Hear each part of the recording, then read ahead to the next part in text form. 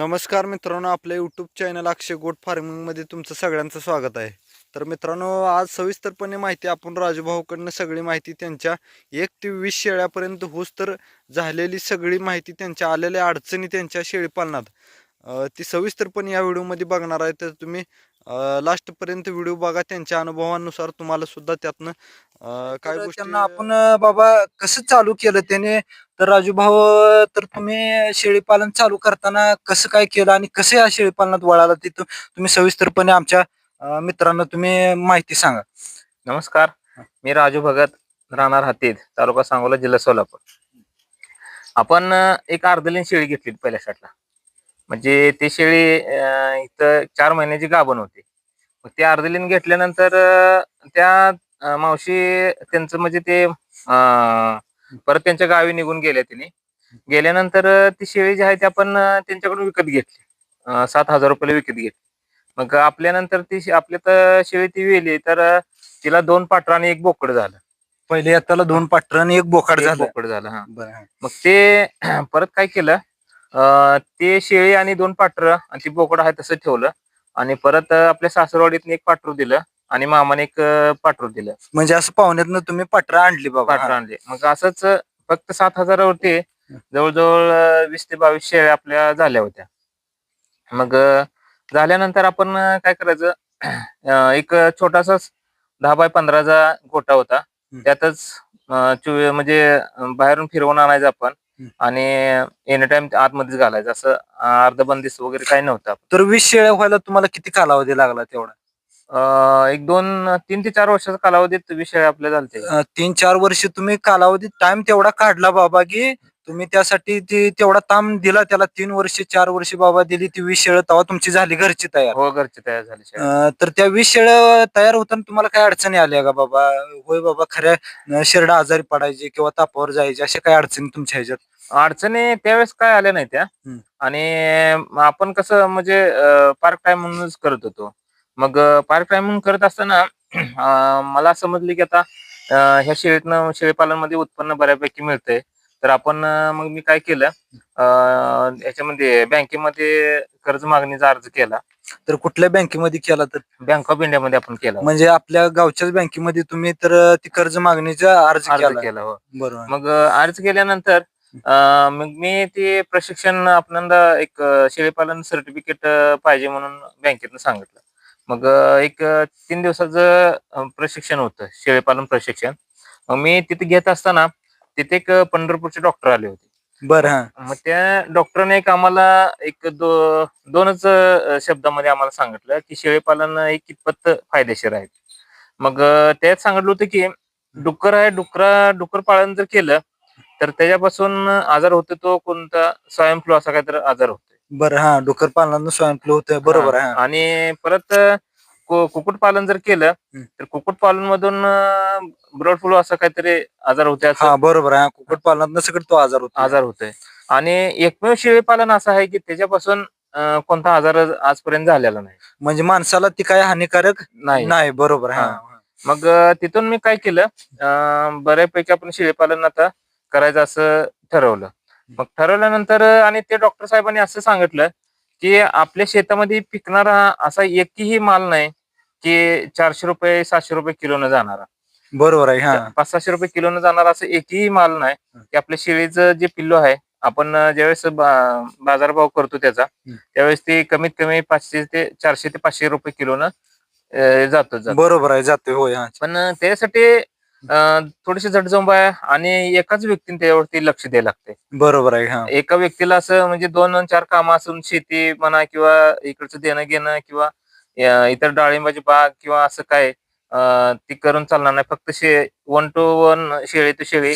म्हणजे तुम्हाला असं म्हणायचं की शेळी पालन करणारा माणसानं त्याचं बाबा वैयक्तिक त्यानं सेपरेट त्यात बाहेर न गुंतता त्यानं त्या शेळी पालनात गुंतलं पाहिजे. शेळीपालनच गुंतलं पाहिजे. बरोबर. बाकी इतर बारा भानगड त्यांना त्याच्यानं होणार नाहीत. आणि मग काय होते, शेळीपालनाकडे दुर्लक्ष होते. बरोबर. दुर्लक्ष झाल्यानंतर मग तिची मर वगैरे होणं किंवा आजारी पडणं, त्यांना बाहेर फिरवायला न जाणं.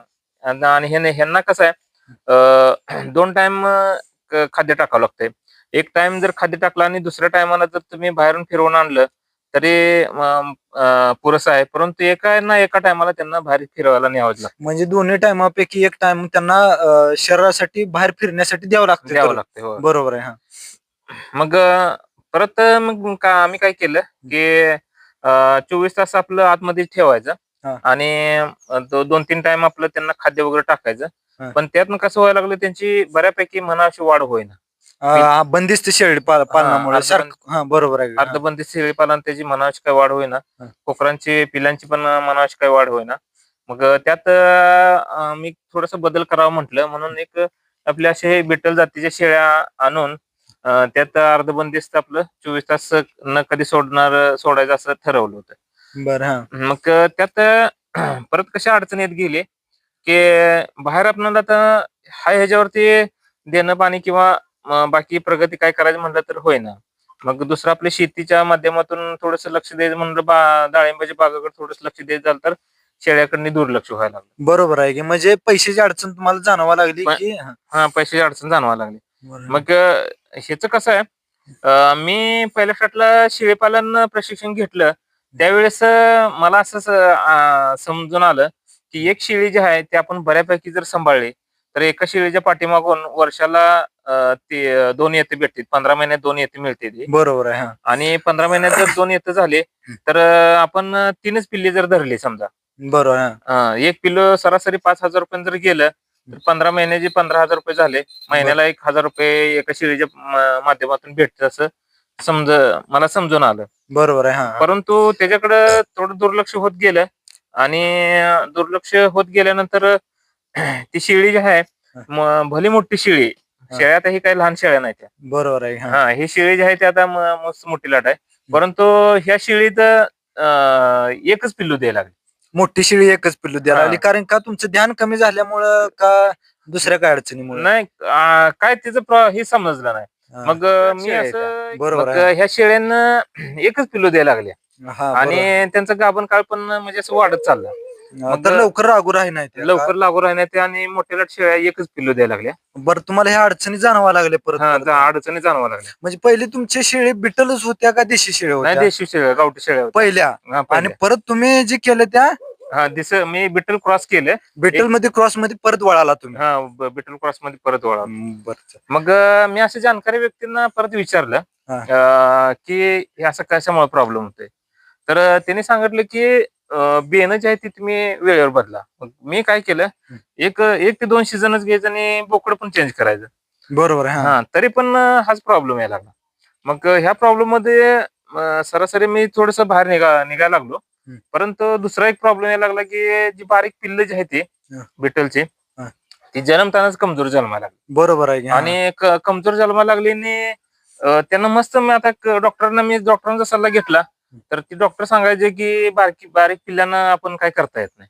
बारीक पिल्लांना काय सगळं करता येत नाही. डॉक्टरांना हात टेकले बाबा. हात टेकले.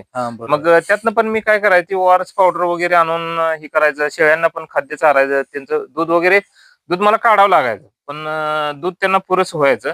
मग त्यांना दूध पुरून कासा पण म्हणजे असं भरगच असायच्या, तडतड कासा, मला दूध त्यांना काढावं लागायचं.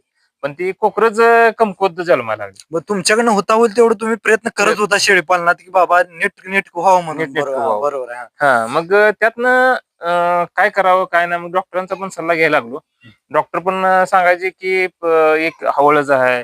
जाणकार व्यक्तींना पण मी विचारायचं, पण ती जाणकार व्यक्ती पण म्हणायचं की हवळच आहे आणि जरा पिल्ल जे आहे ती थोडीशी मोठी वस्तू ती दगावते, ती थोडस प्रॉब्लेम येतोय. वातावरण पण क्लायमेट वरती पण थोडस राहते. म्हणजे मेन सल्लागारांचं म्हणणं असं होतं की वातावरण बाबा असं व्हायला लागलं असं होतं. मग त्यातनं पण कसं आहे, आता खरं सांगायचं म्हणजे काय नशीब आहे गांडू, तू क्या करेगा पांडू. बरोबर आहे. स्टार प्लस झाला का तुम्ही काय पण करा, त्यातून 4 रुपये भेटतच जाते.